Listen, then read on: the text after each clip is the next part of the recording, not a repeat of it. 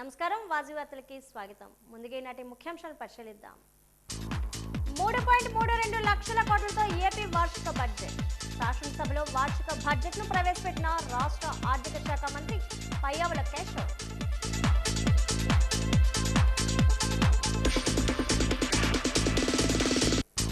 ప్రజల ప్రాణాలతో చెలగాటమాడే మెడికల్ మాఫియాను అరికట్టాలి. సిపిఐ రాష్ట్ర సమితి సభ్యుడు ఎం పైరాజు డిమాండ్.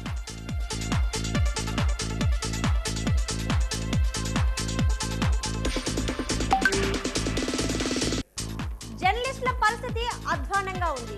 పోరాడితేనే పరిస్థితి మెరుగవుతుందన్న ఆంధ్రప్రదేశ్ వర్కింగ్ జర్నలిస్టు ఫెడరేషన్ రాష్ట్ర ప్రధాన కార్యదర్శి జి ఆంజనేయులు.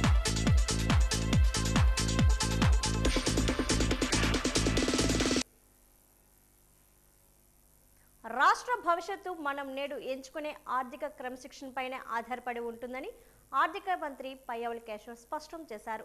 2026-27 బడ్జెట్ ప్రసంగంలో ఆయన మాట్లాడుతూ గత ప్రభుత్వం 12.3% వడ్డీ వంటి భారీ వడ్డీలకు తెచ్చిన అప్పుల భారాన్ని తగ్గించేందుకు ప్రభుత్వం కఠిన చర్యలు తీసుకుంటుందని తెలిపారు. ఇప్పటికే 43,298 కోట్ల రుణాలపై వడ్డీ రేట్లు 9% కంటే తక్కువకు తగ్గించడం ద్వారా ఏటా 327 కోట్లు ఆదా చేశామన్నారు. మరో 1.2 లక్షల కోట్ల రుణాలపై కూడా మెరుగైన షరతులు పొందేలా ఆర్థిక క్రమశిక్షణతో ముందడుగు వేస్తున్నామని మంత్రి వివరించారు.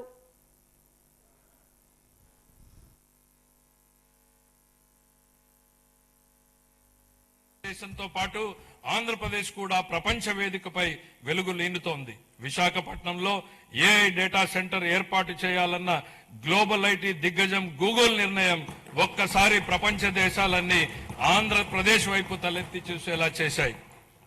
గత ప్రభుత్వం పారిశ్రామికవేత్తల్ని, పెట్టుబడిదారుల్ని రాష్ట్రం నుంచి తరిమేసింది. కూటమి అధికారం లేకొచ్చాక ఈ 20 నెలల్లో పరిస్థితులు పూర్తిగా మారాయి. పెట్టుబడిదారులకు దేశంలో అత్యంత అనుకూలమైన పరిస్థితులు ఇప్పుడు మన రాష్ట్రంలో ఉన్నాయి. దేశ జనాభాలో కేవలం 4.2% వాటా మాత్రమే ఉన్నప్పటికీ ఆంధ్రప్రదేశ్ ఇప్పుడు పెట్టుబడుల్ని ఆకర్షించడంలో మిగతా రాష్ట్రాలని వెనక్కు నెట్టింది. పెట్టుబడిదారులకు అత్యంత స్నేహపాత్రమైన రాష్ట్రంగా నిలిచింది.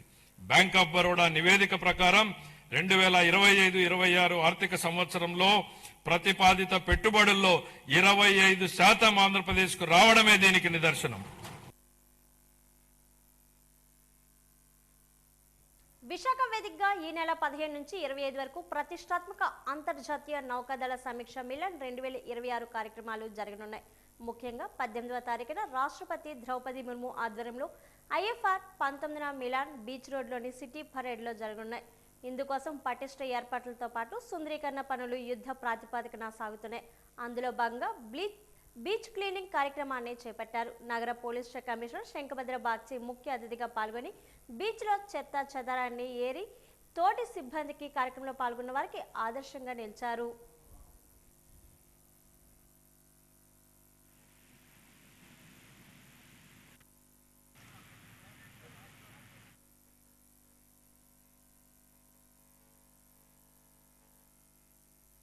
నగరపాలక సంస్థ పరిధిలో ఉన్న వ్యాపారస్తులు డొనేటెడ్ లైసెన్సులు తప్పనిసరిగా తీసుకోవాలని VMC assistant commissioner Killana Appalaraju అన్నారు. ఈ రోజు తన కార్యాలయంలో ఆయన మీడియాతో మాట్లాడారు. డీనోటెడ్ లైసెన్సులు ఇంతకు ముందే చేసుకున్న వారు వాటిని క్రమబద్ధీకరించుకోవాలన్నారు. అలా చేయని వారిపై జరిమానా వేసి తగిన చర్యలు తీసుకుంటామన్నారు. సకాలంలో ఇంటి పనులు, కొలాయి పనులు, ఖాళీ స్థలాల పనులు చెల్లించాలన్నారు. నగర అభివృద్ధికి ప్రజలు సహకరించాలని కోరారు.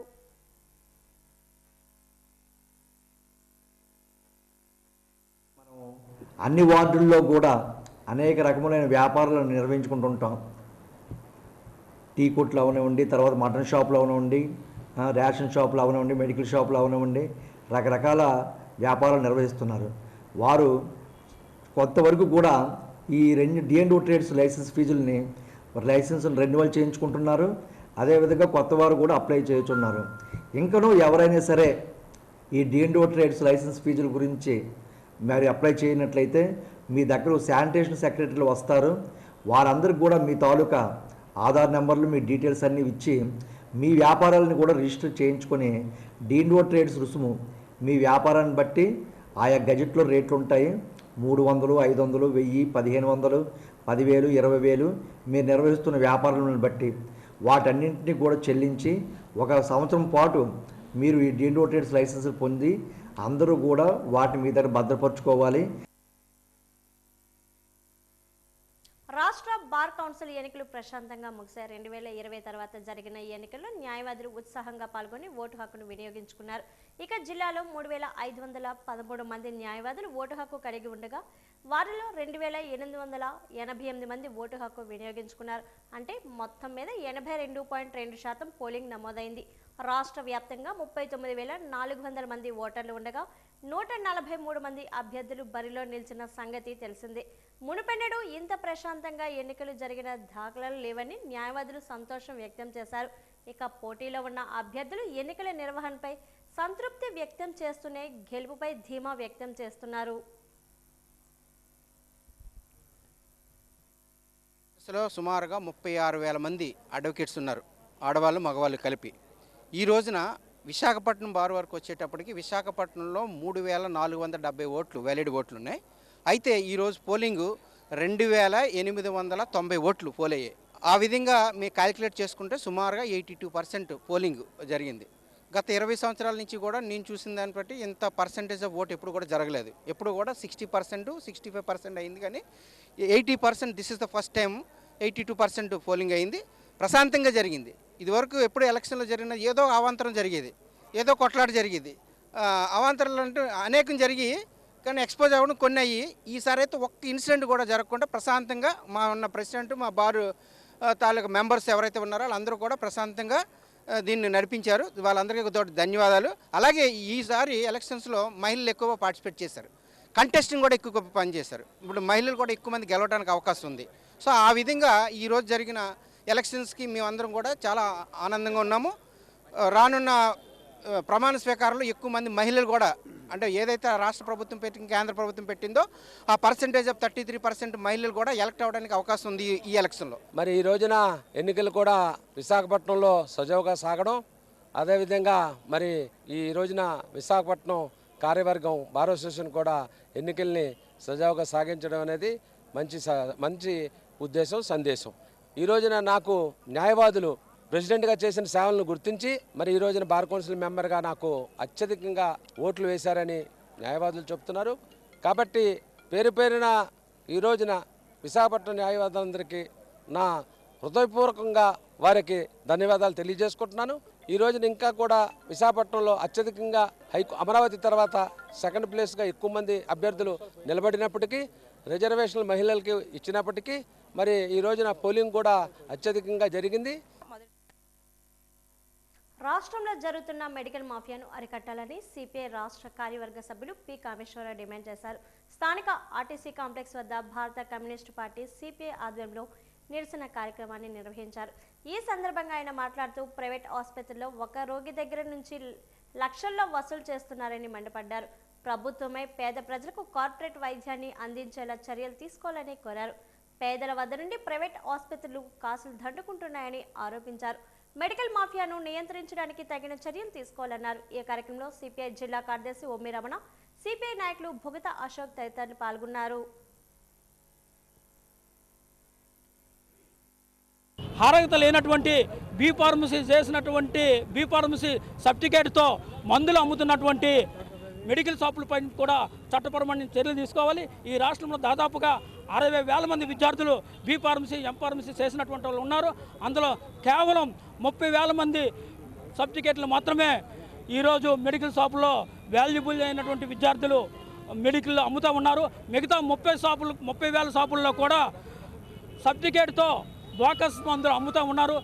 ఈరోజు రాష్ట్ర వ్యాప్తంగా మెడికల్ మాఫియా విచ్చలవిడిగా విరవీగుతూ ఉంది. అసలు ఎందుకు తగ్గించి ఈవేళ మెడికల్ షాపుల్లో మనకి రేటు పెంచి తగ్గిస్తున్నారు? వీటన్నిటిపైన విచారణ జరపాలి. అవసరం లేకపోయినా టెస్టులు చేస్తూ ఉన్నారు.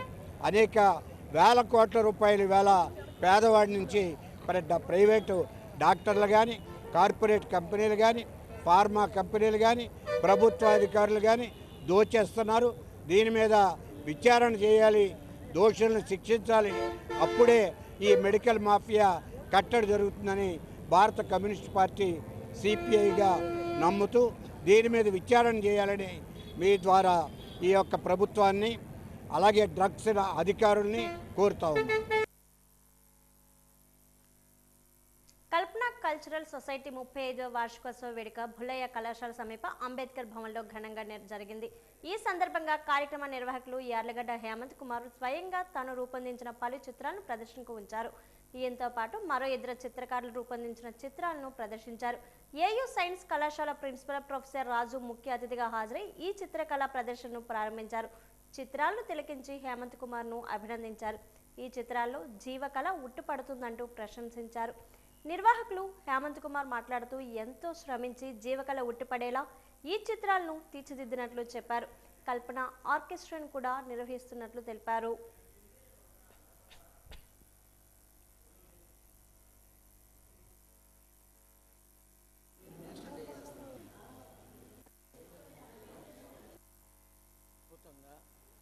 ఆనందంగా ఆహ్లాదకరంగా హేమంత్ గారు చాలా చక్కగా మనుషులు చూడగానే మంచి అనుభూతితో పిక్చర్స్ వేయడం జరిగింది. ఇప్పటివరకు పిక్చర్స్ చాలా చోట్ల చాలామంది కూడా ఇతర కమ్యూనిటీ వాళ్ళు వేశారనేటువంటిది ఫోకస్ చేయడం జరుగుతుంది. భారతదేశంలో ప్రతి రంగంలో దళితులు వాళ్ళ పాత్ర ఉందని మొట్టమొదటి నుంచి గళమెత్తి అంబేద్కర్ గారు చెప్పడం జరిగింది.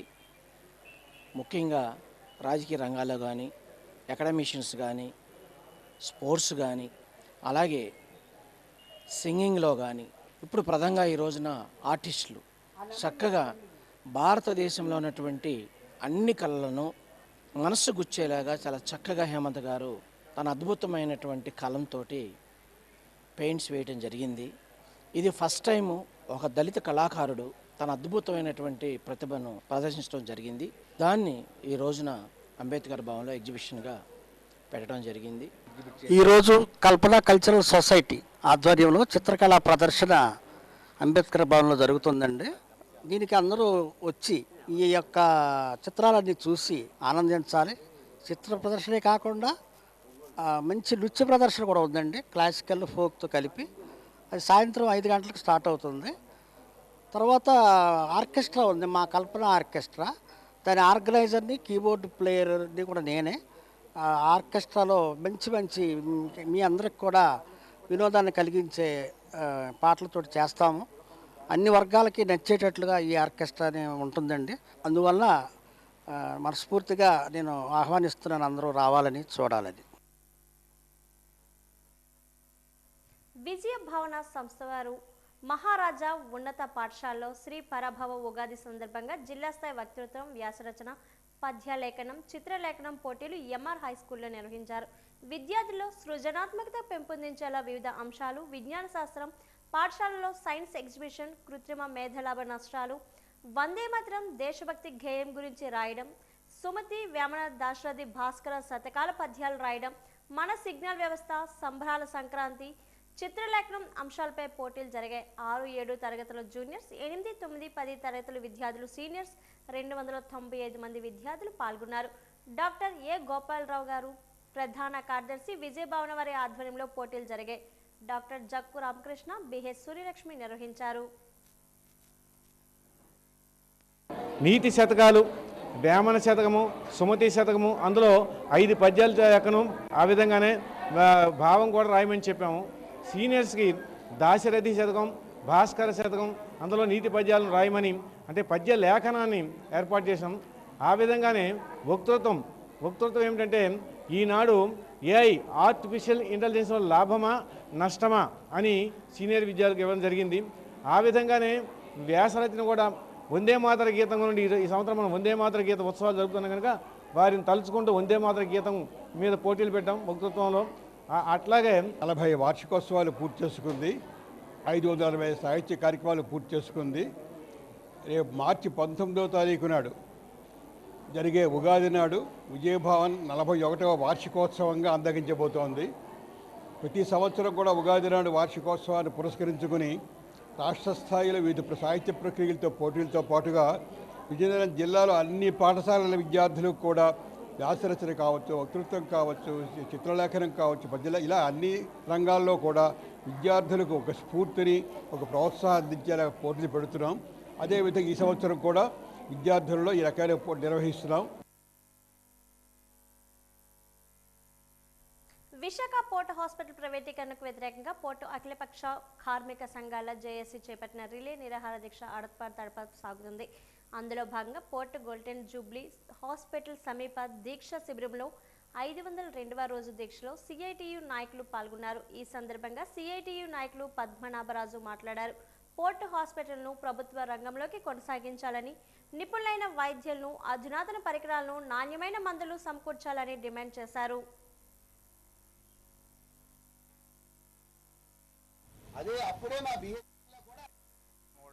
కేంద్ర ప్రభుత్వం 2024 ఆగస్టులో నిర్ణయం చేసిన వెంటనే సిఐటియుగా మేము స్పందించాం. వివిధ రూపాల్లో ఆందోళనలు, పోరాటాలు చేశాం. 2024 అక్టోబర్ 1 నుంచి రిలే నిరాహార దీక్షలు చేస్తూ ఉన్నాం సిఐటియు ఆధ్వర్యంలో. ఈరోజు 500 రోజు దాటి 502వ రోజు ఈరోజు. మేము చేసినటువంటి ఆందోళనలు, పోరాటాలు ఫలితంగా యాజమాన్యం దిగొచ్చి పీపీపీ మోడ్లో మేము వెళ్ళటం లేదనేది వెనక్కి తీసుకున్నారు. ఇది 50% విజయంగా మేము భావిస్తూ ఉన్నాం. అయితే ఇప్పుడు కరెంటు ఆపరేషన్ అండ్ మెయింటెనెన్స్ ఓఎండ్ఎం బేసిస్లో అవుట్సోర్సింగ్కి ఇవ్వాలని చెప్పేసి బోర్డు తీర్మానం చేసి కేంద్ర ప్రభుత్వానికి పంపించారు. మేము చెప్పేది ఏంటంటే ఓఎండ్ఎం బేసిస్లో కూడా కొంత పెన్షనర్లకి, కార్మికులకి వైద్య సేవలు అందిస్తున్న ఈ హాస్పిటల్ విషయంలో కొంత నష్టం జరిగే అవకాశాలు ఉన్నాయి.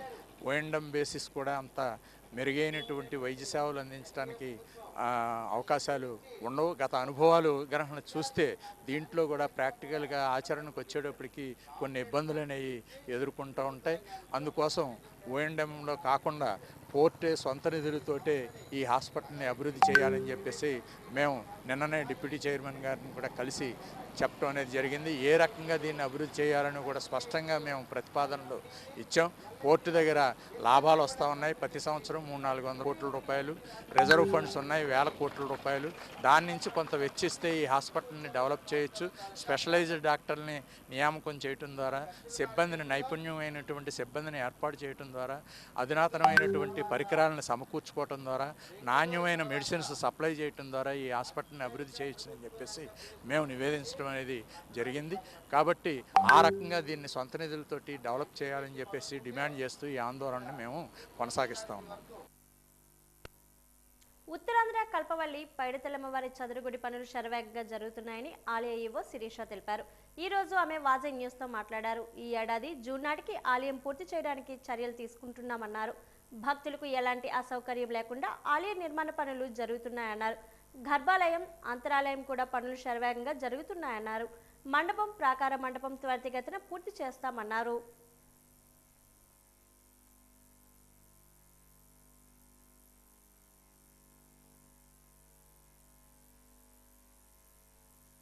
పైడితల్లి అమ్మవారి ఆలయ పునర్నిర్మాణ పనులు అన్నీ కూడా చాలా క్వాలిటీగా మరియు వేగంగా జరగటానికి ఇక్కడ నిరంతరం ఇన్స్పెక్షన్ చేసి చేయించడం అనేది జరుగుతుంది. దీనిలో ఇంజనీరింగ్ సిబ్బంది మరియు కమిషనర్ గారి ఆదేశాల మేరకు ఈ ఆలయం వర్క్ జూను ఆ టైం కల్లా కూడా కొంతవరకు కంప్లీట్ చేసి భక్తులకి లోపలికి దర్శనానికి వీలుగా రెడీ చేయడానికి అనేది ప్లాన్ చేస్తున్నాము. తదుపరి అవుట్ సైడ్ ఏమన్నా ఫినిషింగ్ వర్క్స్ ఉంటే పండుగలోపు అవి కంప్లీట్ చేయాలన్న ప్రణాళికతోటి ముందుకు వెళ్ళటం జరుగుతుంది. ప్రస్తుతానికి గర్భాలయము మరియు అంతరాలయము స్లాబు, గోపురం వర్క్స్ కంప్లీట్ అయినాయి. అవుటర్ స్ట్రక్చరు దానికి ఇప్పుడు ఫినిషింగ్ వర్క్స్ అనేవి జరుగుతూ ఉన్నాయి.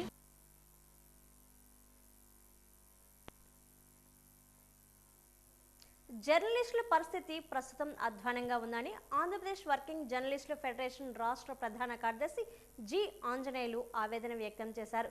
ఉత్తరాంధ్ర జిల్లాల పర్యటనలో భాగంగా విశాఖకు వచ్చిన ఆయన ఢాబా గార్డెన్స్ విజేఎఫ్ ప్రెస్ క్లబ్లో మీడియా సమావేశంలో మాట్లాడారు. సోషల్ మీడియా వచ్చాక జర్నలిజం వృత్తి మరింత కష్టంగా మారిందన్నారు. ప్రభుత్వం, ప్రజాప్రతినిధుల వైఖరిలో మార్పు వచ్చిందని, సోషల్ మీడియాను ప్రమోట్ చేసే పరిస్థితే కనిపిస్తుందని తెలిపారు. కూటమి ప్రభుత్వం అధికారంలోకి వచ్చి 2 ఏళ్లైనా జర్నలిస్టుల పరిస్థితి ఎక్కడ వేసిన గొంగలి అక్కడే అన్న చందంగా తయారైందని వాపోయారు.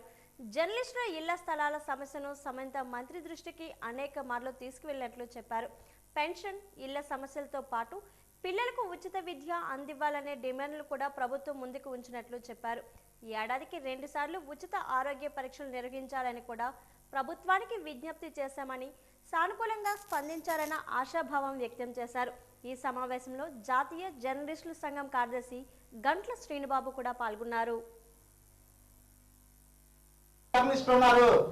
వారికి సంబంధించిన హక్కులు కానీ సమస్యలను కానీ మనం పరిష్కరించాల్సి ఉంది అని ఒక పెద్ద మహాప్రదర్శన నిర్వహించి అనంతరం దానిని తుమ్మలపల్లి కళాక్షేత్రంలో సభగా మార్చి ప్రభుత్వానికి చెందిన మంత్రులను పిలిచి, అయ్యా అపరిష్కృత సమస్యలు ఉన్నాయి, ఈ సమస్యలను మీరు పరిష్కరించాలని తెలియజేయాలని మేమందరం కూడా సభాముఖంగా కోరాలని నిర్ణయించాం.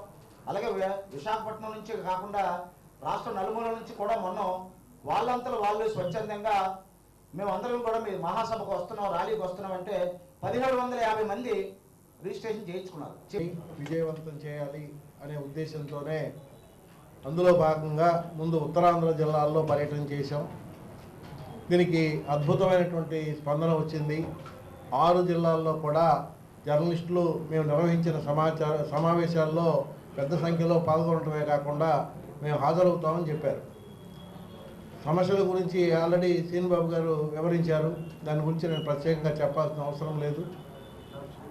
ఈవేళ మన పరిస్థితి చాలా దిగజారుతా ఉన్నది. గతంతో పోలిస్తే మన వృత్తి చాలా కష్టంగా మారిపోయింది. ప్రభుత్వాలు లేకుంటే రాజకీయ పార్టీలు, అధికారులు ఈవేళ మనం చూస్తున్న వైఖరిలో అతిపెద్ద మార్పు కనిపిస్తూ ఉన్నది. మీరు గమనిస్తున్నారో లేదో, సోషల్ మీడియా వచ్చిన తర్వాత మనకి ఇంకా ప్రాధాన్యం పెరుగుతుంది అనే ఆలోచనలో ఉన్నాను నేను.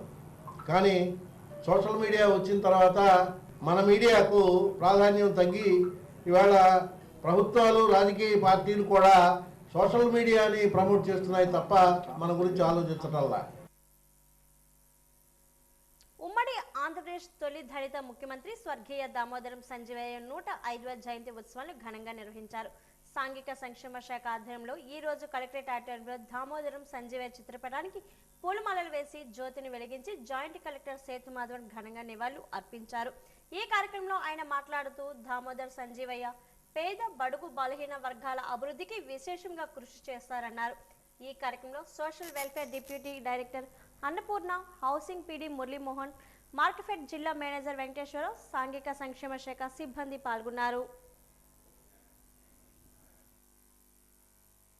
శ్రీ దామోదరం సంజీవయ్య గారి 105వ జయంతి ఉత్సవాలను రాష్ట్ర ప్రభుత్వము స్టేట్ ఫంక్షన్స్ గా నిర్వహించమని ఇచ్చిన ఆదేశాల మేరకు ఈరోజు మన విజయనగరం జిల్లా కలెక్టరేట్ ఆడిటోరియంలో మన జేసీ గారు శ్రీ సేతుమాధవన్ గారి ఆధ్వర్యంలో ఆయనకి ఘనంగా నివాళులు అర్పించడం జరిగిందండి. సాంఘిక సంక్షేమ శాఖ సిబ్బంది మరియు మన జిల్లా అధికారులు, పాత్రికేయ సిబ్బంది కూడా ఈ కార్యక్రమంలో పాల్గొని దిగ్విజయం చేశారు. ఈ రోజు గురుస్థానం పాఠశాల 8వ వార్షికోత్సవ వేడుకలు కళాభారతి ఆడిటోరియంలో ఘనంగా జరిగాయి. ఈ కార్యక్రమంలో ముఖ్య అతిథిగా police commissioner doctor Shankhabhadra Bagchi IPS పాల్గొన్నారు. డాక్టర్ శంఖభద్ర బాగ్చి మాట్లాడుతూ తల్లిదండ్రులు పిల్లలందరికీ మంచి మర్యాదలు నేర్పించాలని మరియు మొబైల్ ఫోన్ వాడకూడదని అన్నారు. ఇది చాలా మంచి పాఠశాల అని, పిల్లలకు మంచి పాఠ్యాంశాలతో పాటు మర్యాదను కూడా బోధిస్తున్నారని ఆయన అన్నారు. ఈ కార్యక్రమాన్ని ఇంత ఘనంగా నిర్వహించి విజయవంతం చేసినందుకు పాఠశాల ఉపాధ్యాయులు మరియు యాజమాన్యాన్ని ఆయన అభినందించారు. గురుస్థానం డైరెక్టర్ ఎస్ ఖాన్ మాట్లాడుతూ పాఠశాల 8వ వార్షికోత్సవం జరుపుకోవడం, అలాగే డాక్టర్ శంఖభద్ర బాగ్చి ముఖ్య అతిథిగా పాల్గొనడం గర్వించదగ్గ విషయమన్నారు. ఈ కార్యక్రమంలో చిన్నారుల డ్యాన్సులు, పాటలు పాడుతూ తమ ప్రతిభను కనబరిచారు. అలాగే పిల్లల తల్లిదండ్రులు ప్రదర్శనలు చూస్తూ తమ నైపుణ్యాన్ని చాటుకున్నారు. ఈ కార్యక్రమంలో డైరెక్టర్ ఎస్ ఖాన్, ఈడీ నిషా, ప్రిన్సిపల్ గౌషియా బేగం, సిబ్బంది, తల్లిదండ్రులు పాల్గొన్నారు. As a chief guest, Dr. Shankhabrata Bagchi, Sir, IPS, Commissioner of Police and Additional District Magistrate for Visakhapatnam రావడం జరిగింది. ఈ రోజు ఈ కళాభారతి ఆడిటోరియంలో మా స్కూల్ తరఫున డిఫరెంట్ ప్రోగ్రామ్స్ కండక్ట్ చేయడం జరిగింది. దాంట్లో భాగంగా parents, grand parents, well wishers and మా పిల్లలు వాళ్ళ డాన్స్ అండ్ వాళ్ళ ఆర్ట్ ఫామ్స్ తో ఈరోజు పర్ఫామ్ చేయడం జరిగింది. సో అది కూడా మనం ప్రోత్సహించాలి. తర్వాత పగల నుండి రాత్రి వరకు చదవమని మనం చెప్పకూడదు. అండ్ సేఫ్టీ గురించి మనం గుర్తు పెట్టుకోవాలి. ఇంటి లోపల ఉన్నప్పుడు సేఫ్టీ, స్కూల్లో ఉన్నప్పుడు సేఫ్టీ, ఇంటి నుండి స్కూల్ వరకు వెళ్ళేటప్పుడు, రిటర్న్ వచ్చేటప్పుడు సేఫ్టీ, అది కూడా స్కూల్ బస్లో సేఫ్టీ, తర్వాత ఆటో ద్వారా వెళ్తే ఆటోలో సేఫ్టీ, ఆ సేఫ్టీ చాలా ముఖ్యం. అదే మాదిరిగా పిల్లలకు గుడ్ టచ్ బ్యాడ్ టచ్ గురించి కూడా మనం చెప్పాలి. సో దట్ మహాశివరాత్రి పర్వదినమును పురస్కరించుకొని విజయనగరం డివిజన్ పరిధిలో ఉన్న శైవ క్షేత్రాలు ప్రత్యేక భద్రతా ఏర్పాట్లు చేపట్టామని విజయనగరం డివిజన్ డిఎస్పీ గోవిందరావు తెలిపారు. అదేవిధంగా రామతీర్థం, పుణ్యగిరి దేవాలయాలకు భక్తులు అధిక సంఖ్యలో తరలివచ్చే అవకాశం ఉండడంతో ఆయా ప్రాంతాల్లో నిఘా బృందాలు ఏర్పాటు చేశామన్నారు. భక్తులకు అసౌకర్యం కలగకుండా దేవాదాయ శాఖ, రెవెన్యూ అధికారులతో చర్చించి క్యూలైన్లు కూడా ఏర్పాటు చేశామన్నారు. భక్తులు రద్దీని దృష్టిలో పెట్టుకుని ట్రాఫిక్ నియంత్రణ పనులు చేపట్టామని డిఎస్పీ గోవిందరావు అన్నారు. మనము బందోబస్తు ఇక్కడ నెల్లిమర్ల రామతీర్థం, అలాగే ఎస్కోట పుణ్యగిరి టెంపుల్, ఈ 2 దేవాలయాల్లో కూడా పటిష్టమైన బందోబస్తు ఏర్పాట్లు చేయడం జరిగింది. మనకి రామతీర్థంలో సుమారు 300 మంది వరకు బందోబస్తు ఏర్పాటు చేయడం జరిగింది. పుణ్యగిరికి సంబంధించి పార్కింగ్ కూడా సెపరేట్గా పెట్టడం జరిగింది. అలాగే ఆటోలు మాత్రం పుణ్యగిరి ఆ దేవి బొమ్మ జంక్షన్ దగ్గర ఆటోలు అక్కడ ఆపి ఓన్లీ ఆర్టీసీ బస్సులు మాత్రమే అలౌ చేయడం జరుగుతుంది. అలాగే బైకులు కూడా అలౌ చేయడం జరుగుతుంది.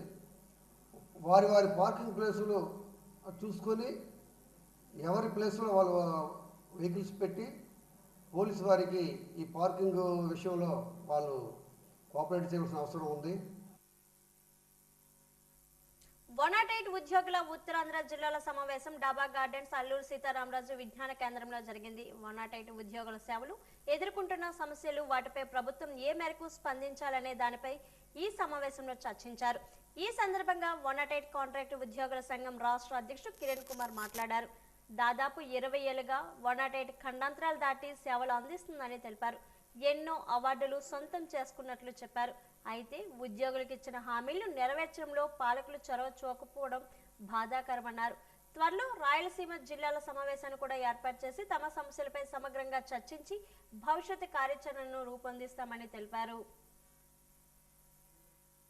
సేవలు, ఆ సేవల్లో ఉద్యోగులు ఎదుర్కొంటున్నటువంటి సమస్యలు, అదేవిధంగా ప్రభుత్వానికి కొన్ని సూచనలు, గత 19 సంవత్సరాలుగా ఈ 2025 ఆగస్టు 5వ తారీఖుకి 20 సంవత్సరాలు పూర్తి చేసుకున్నటువంటి ఈ 108 సర్వీసు ఈ ఆంధ్ర రాష్ట్రంలో పురుడు పోసుకొని రాష్ట్రాలే కాకుండా దేశాలే కాకుండా ఖండాంతరాలు దాటి సర్వీసును అందిస్తూ ఉంది. ఇప్పటికే కొన్ని లక్షల మందికి ప్రాణాలు పోసినటువంటి సర్వీసుగా పేరు గడించింది. దీనికి వివిధ రకాల ఉన్నత స్థాయిలో ఉన్నటువంటి కేంద్ర ప్రభుత్వ అవార్డులు వచ్చాయి. కానీ 2005లో ఎవరైతే ఉద్యోగంలో జాయిన్ అయ్యి యుక్త వయసులో ఈ సర్వీస్ అందించి రాష్ట్ర ప్రజలు ప్రాణాలు పోయాలనేటటువంటి ఆలోచనతో ముందుకు వచ్చినటువంటి యువకులు ఈరోజు ముదిసెల వయసులోకి 40 దాటిపోయినటువంటి పరిస్థితి ఉంది. ఉద్యోగులకి ఏదైతే రాష్ట్ర ప్రభుత్వం ప్రామిసెస్ ఇచ్చారో వాటన్నిటినీ నెరవేర్చమని ఈనాటి కార్యక్రమంలో చర్చించుకొని ఉత్తరాంధ్ర జిల్లాల యొక్క రీజనల్ సమావేశమే కాకుండా మరో రీజనల్ అయినటువంటి రాయలసీమ సమావేశాన్ని కూడా త్వరలోనే ఏర్పాటు చేయబోతా ఉన్నాం. ఈ సమావేశంలో ఉద్యోగుల అన్ని జిల్లాలతో 6 జిల్లాలతో ప్రతి విషయాల్ని చర్చించి ఉద్యోగులకు సంబంధించినటువంటి ఆర్థిక పరమైనటువంటి అంశాలు, సర్వీసుకు సంబంధించినటువంటి అంశాలు, భవిష్యత్తు కార్యాచరణ వీటన్నిటి మీద కూడా సుదీర్ఘంగా చర్చించిన తర్వాత ఈ చర్చలో ఈ సమావేశంలో తీసుకున్నటువంటి తీర్మానాలని ఇటు రాష్ట్ర ప్రభుత్వం వారికి మరియు భవ్య యాజమాన్యం వారికి కూడా అందించడం జరుగుతుంది. వాజీవార్తలు ఇప్పుడు కాసేపు విరామం.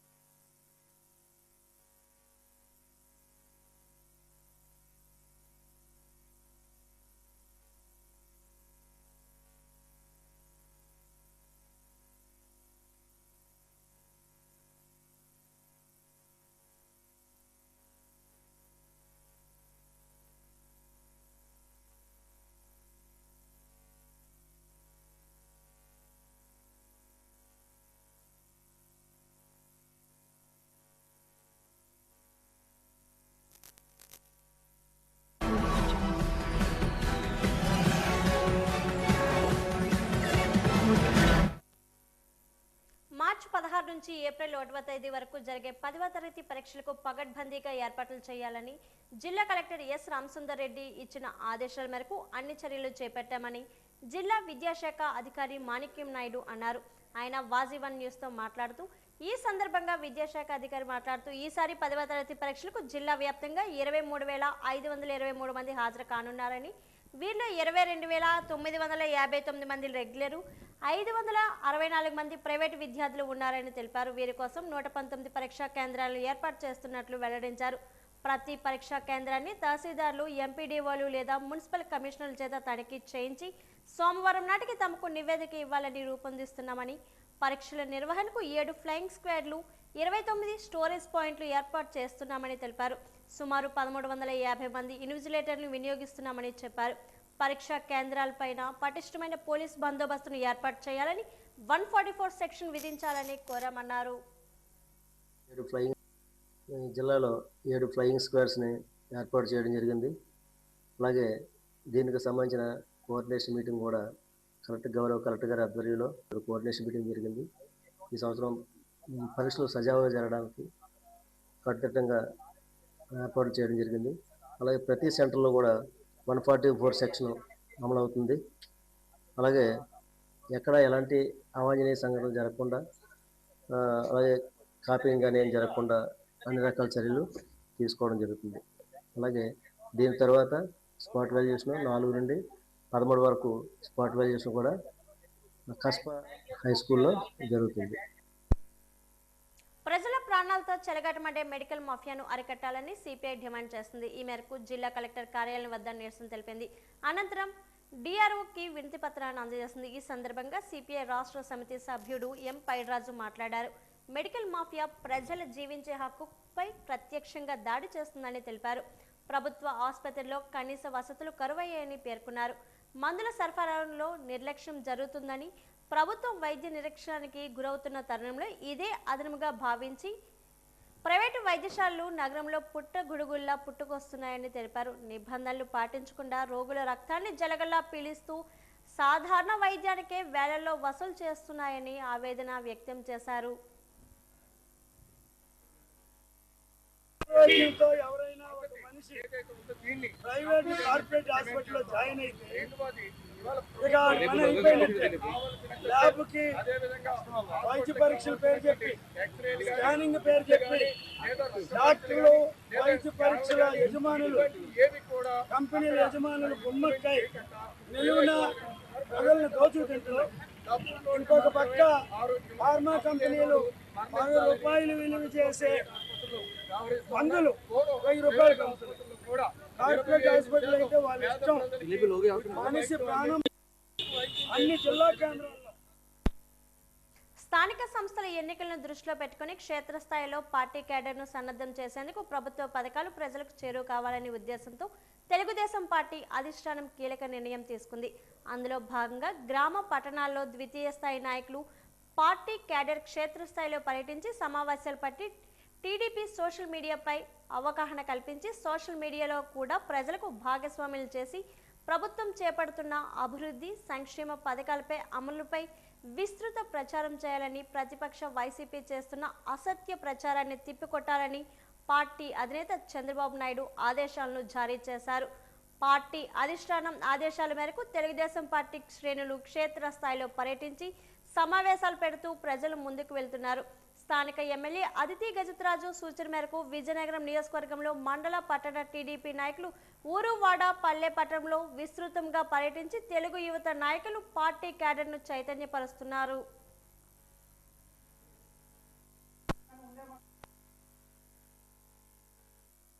జిల్లాలో రబీ సీజన్లో సాగుతున్న మొక్కజొన్న, వరి పంటల్లో అధిక దిగుబడులు సాధించాలంటే రైతులు తప్పనిసరిగా సమతుల్య ఎరువుల వినియోగంపై దృష్టి పెట్టాలని జిల్లా వ్యవసాయ అధికారి విటి రామారావు తెలిపారు. ముఖ్యంగా యూరియాను శాస్త్రీయ సిఫార్సుల ప్రకారం సరైన మోతాదుల్లో విడతలుగా వినియోగించాల్సిన అవసరం ఉందని ఆయన స్పష్టం చేశారు.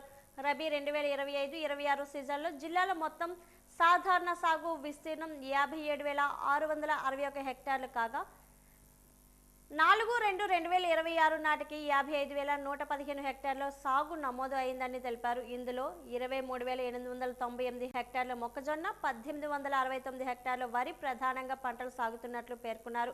మొక్కజొన్న పంటకు యూరియా అవసరం ఎక్కువగా ఉండడంతో ఎకరానికి సుమారు 200 కిలోల యూరియా శాస్త్రీయ సిఫార్సు ఉందని, దీన్ని 3 విడతలుగా వేయాలని సూచించారు.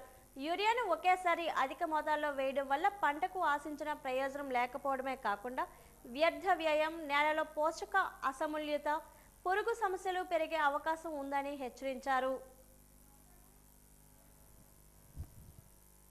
మన జిల్లాకి చేరనుంది. ఇందాక నేను చెప్పినట్టుగా 2500 IPL బై రోడ్డు, అలాగే RFCL 1160, అలాగే మనం ఇంకా NFC IPL కూడా ఇంకా కావాల్సి ఉంటే మనకి సరఫరా అనేది జరుగుతుంది. అలాగే క్రిప్కో రేపు కూడా మనకి నెలాఖరులోపు ఒకటి వచ్చే పరిస్థితి ఉందండి. అలాగే నెక్స్ట్ మంత్లో కూడా చూసుకున్నట్లయితే మనకు 3500 metric tons urea supply plan ఉంది. అది కూడా మన తగిన సమయంలోనే గవర్నమెంట్ మనకు సరఫరా చేయడం జరుగుతుంది అన్నమాట. సో దయచేసి మరి లేట్గా వేసిన రైతులు కూడా, లేట్గా మన మొక్కజొన్న వేసిన రైతులు కూడా ఏ విధమైన భయాందోళన వద్దు. మీకు దఫదఫాలుగా మాత్రం ఎరువులు తీసుకోండి. అంతా ఒకసారి అని అందరూ అడిగినట్లయితే మాత్రం కొంచెం ఇబ్బంది అనేది ఏర్పడుతుంది సహజంగా. అందుగురించి దఫదఫాలుగా మీకు అందించే పరిస్థితి ఏర్పాటు చేశాం కాబట్టి దయచేసి సహకరించి మీకు కావాల్సిన ఎరువులను రైతు సేవా కేంద్రాల్లో కానీ, లేదా సొసైటీల ద్వారా కానీ, లేదా ప్రైవేట్ షాపుల ద్వారా కానీ మీరు పొందవలసిందే కోరుచున్నాం. ఎక్కడైనా కూడా మీకు అధిక ధరలు విక్రయించినట్లయితే మీ సంబంధిత వ్యవసాయ అధికారికి తెలియజేసినట్లయితే వెంటనే తగిన చర్యలు తీసుకుని ఆ షాప్పై తగిన చర్యలు తీసుకోవడం జరుగుతుంది. అందుకు దయచేసి ఏమైనా మనకి సమస్యలు ఉన్నట్లయితే మీ సంబంధిత వ్యవసాయ అధికారికి తెలియజేసినట్లయితే ఆ సమస్య పరిష్కారాన్ని దిశగా మన డిపార్ట్మెంట్ ప్రయత్నం చేయడం జరుగుతుంది. మీ అందరికీ తెలియజేసుకున్నాం. ధన్యవాదాలు.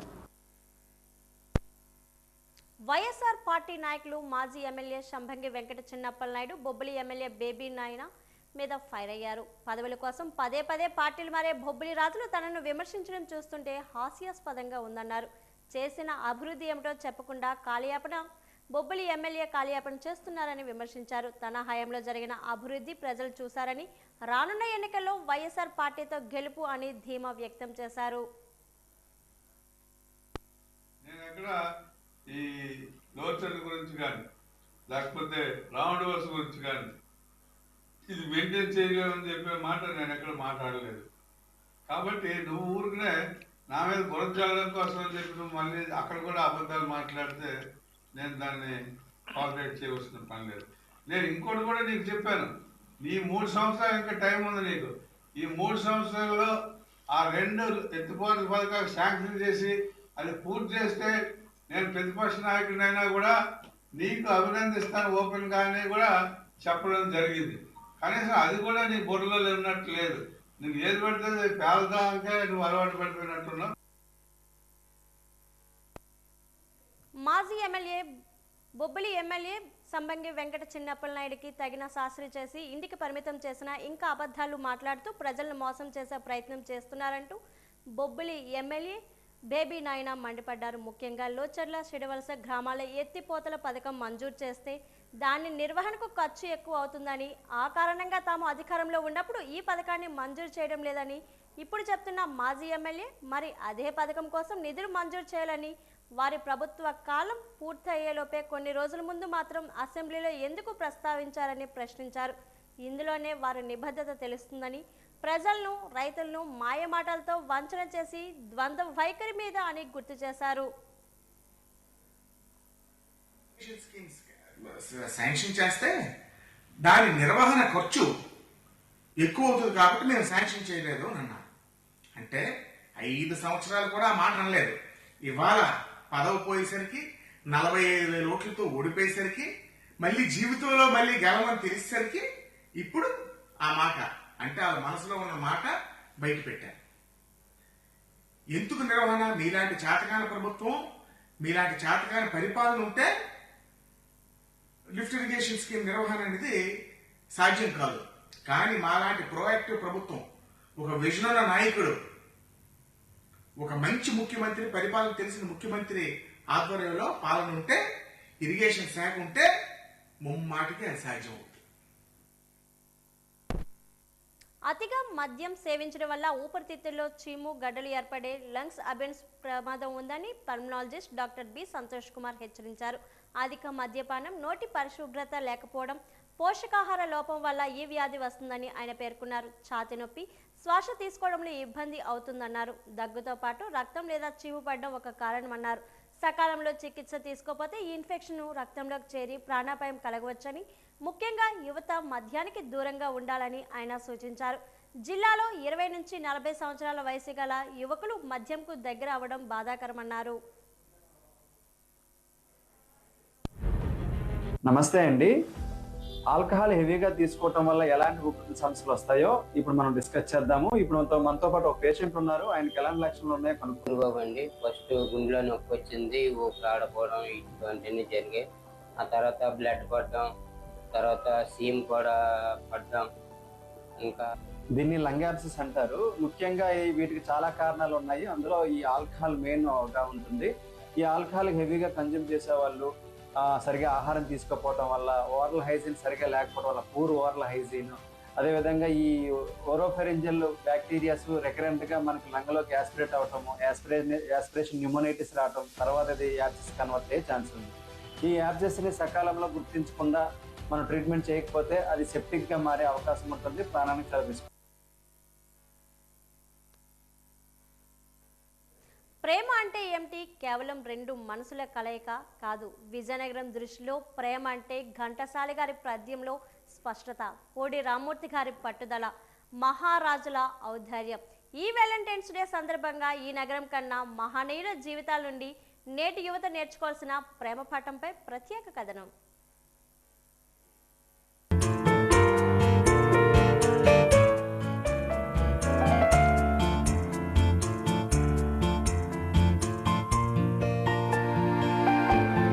ప్రేమ అంటే ఏమిటి? కేవలం రెండు మనసుల కలయిక కాదు. విజయనగరం దృష్టిలో ప్రేమంటే ఘంటసాల గారి పద్యంలోని స్పష్టత, కోడి రామ్మూర్తి గారి పట్టుదల, మహారాజుల ఔదార్యం. ఈ వ్యాలంటైన్స్ డే సందర్భంగా ఈ నగరం కన్నా మహనీయుల జీవితాల నుండి నేటి యువత నేర్చుకోవాల్సిన ప్రేమ పాఠంపై ప్రత్యేక కథనం. విజయనగరం మహారాజా సంగీత కళాశాలలో ఘంటసాల గారు చేసిన సంగీత సాధన సామాన్యమైనది కాదు.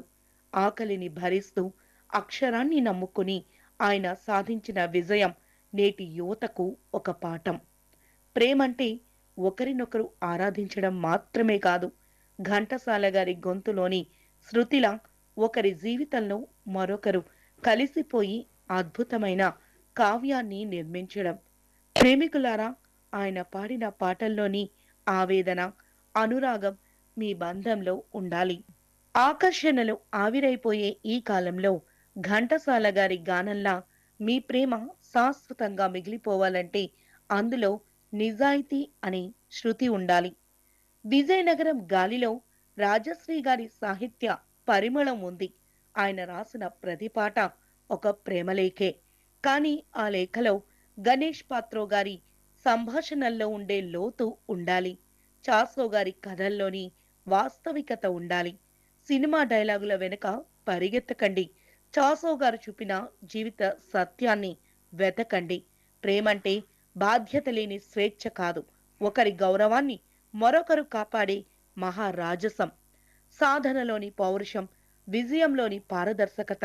కోడి రామ్మూర్తి గారు తన శరీరాన్ని వజ్రంలా ఎలా మలుచుకున్నారో మీ బంధాన్ని కూడా కాలం పరీక్షించినా చెదరకుండా అలా మలుచుకోవాలి. మత్స సంతోషి బంగారు ఉషల గెలుపు వెనుక ఉన్న కృషిని చూడండి. జిఎంఆర్ గ్రంథి మల్లికార్జునరావు గారు 0 నుండి సామ్రాజ్యాన్ని ఎలా నిర్మించారో గమనించండి. ప్రేమలో ఉన్న జంటలకు ఇవే మార్గదర్శకాలు. నేను నీ కోసం ఏం తెచ్చాను అని కాదు, మనం కలిసి ఈ సమాజానికి ఏమివ్వగలం అని ఆలోచించినప్పుడే ఆ బంధానికి ఒక సార్థకత వస్తుంది. సంస్కారాల కోట, పవిత్రతకు బాట గంట స్తంభం. ప్రతి గంటకు మనకు ఒక హెచ్చరిక చేస్తుంది. కాలం విలువైనది. రామనారాయణంలో సీతారాముల అన్యోన్యత మీ ఇంట్లో ఉండాలి. తాటిపూడి నీళ్లలా మీ మనసులు స్వచ్ఛంగా ఉండాలి. పీసుశీలమ్మ గొంతులోని లాలిత్యం మీ సంభాషణల్లో ఉండాలి. చివరిగా చెప్పేదొక్కటే, విజయనగరం ప్రేమంటే కేవలం ఒకరోజు జరుపుకునే పండుగ కాదు. అది ఘంటసాల గారి సంగీతమంతా పవిత్రమైనది. గజపతుల కోటంతా దృఢమైనది, రాజశ్రీ పాటంతా మధురమైనది. యువతరమా, ఆకర్షణల వెనుక పడి మీ భవిష్యత్తును బుగ్గి చేసుకోకండి. ఈ గడ్డ నేర్పిన పౌరుషంతో ఇక్కడి మహనీయులు చూపిన మార్గంలో ఒకరి ఎదుగుదలకు మరొకరు తోడై నీడై నిలవండి. అదే విజయనగరం మీకు ఇచ్చే నిజమైన వ్యాలంటైన్ గిఫ్ట్.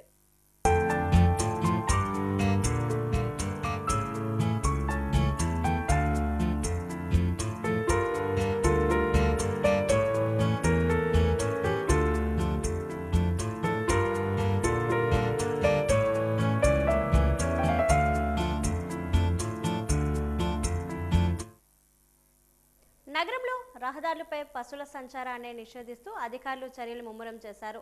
అందులో భాగంగా ఆర్టీసీ కాంప్లెక్స్ వద్ద ఒక ఆవు ప్రయాణికులను ఇబ్బంది పెట్టేలా తిరుగుతుందని వచ్చిన సమాచారం మేరకు పురపాలక సంస్థ సిబ్బంది పోలీస్ సహకారంతో అక్కడికి చేరుకొని దానిని బంధించి పురపాలక వాహనంలో తరలించారు.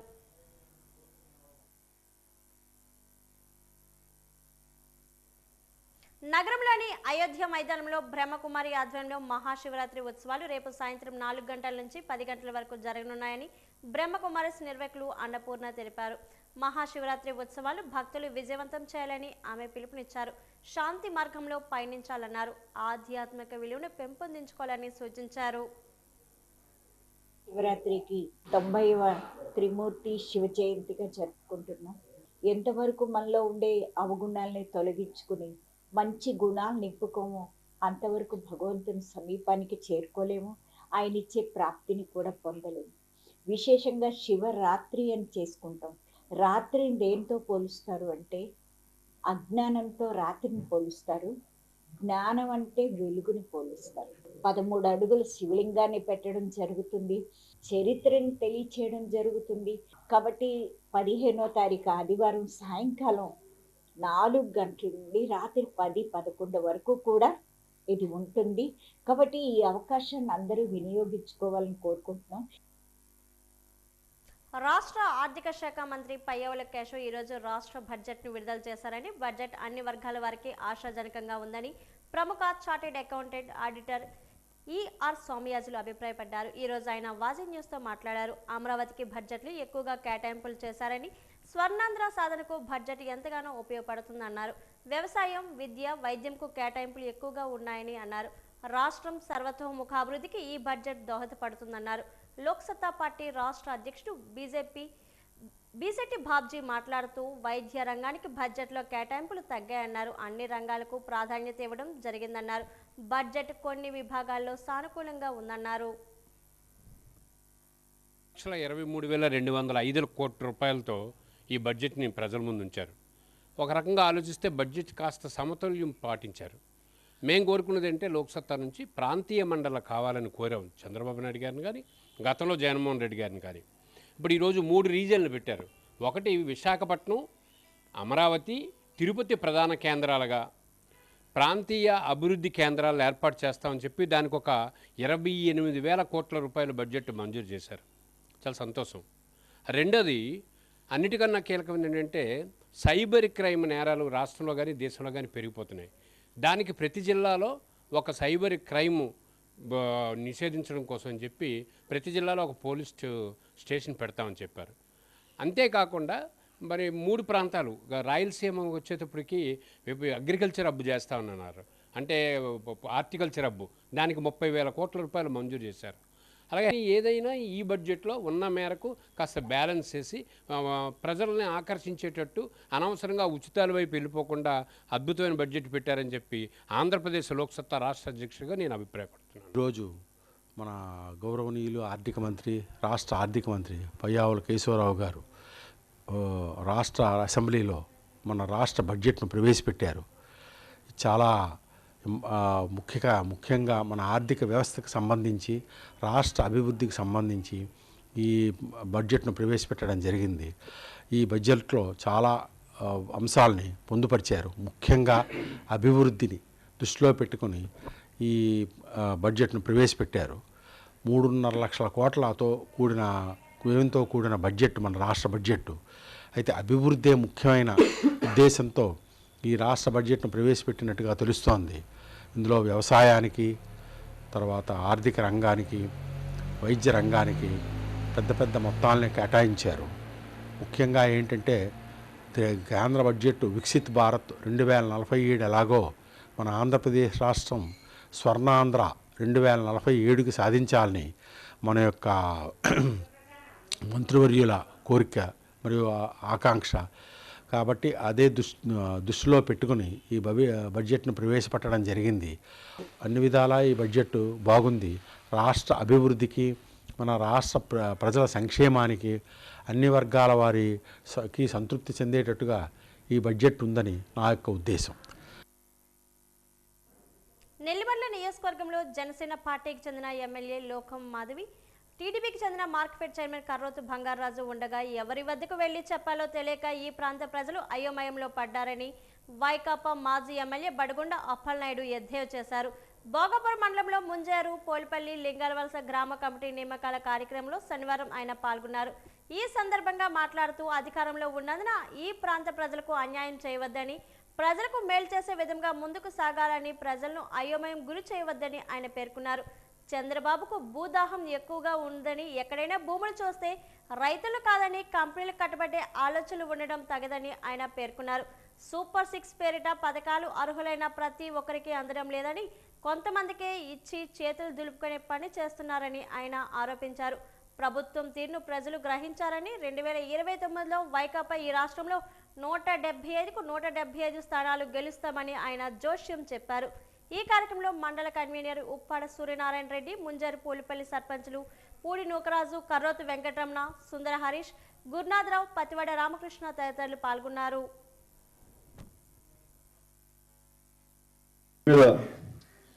9లో ఓట్లేసి గెలిపించాం, 14లో మేనకాతలు ఉన్నాం, అలానే 19లో ఎలక్షన్ చేసాం, గెలిపించాం, 24 కూడా ఎలక్షన్ చేసాం. ఇప్పుడు లేవు కమిటీలు, మరి కొత్తగా ఇవి ఏమిటి అని చెప్పని మాకు కూడా ఇది కొద్ది కొత్త ఆలోచనలోనే ఉంది. కానీ నాయకుడు ఏమిటంటే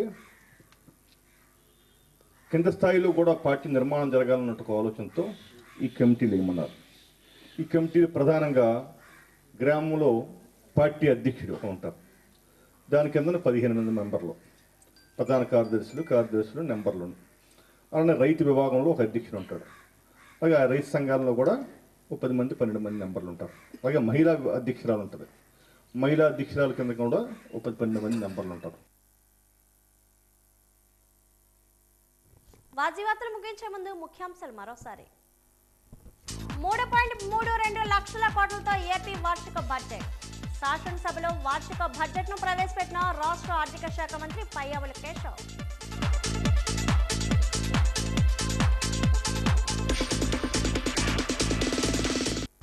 ప్రజల ప్రాణాలతో చెలగాటమాడే మెడికల్ మాఫియాను అరికట్టాలి. సిపిఐ రాష్ట్ర సమితి సభ్యుడు ఎం పైరాజు డిమాండ్.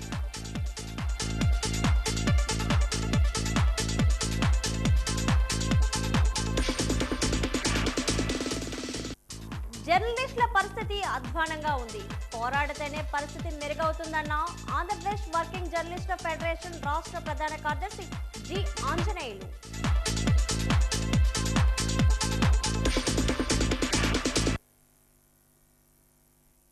వాజీవార్తలు ఇంతతో సమాప్తం. నమస్కారం.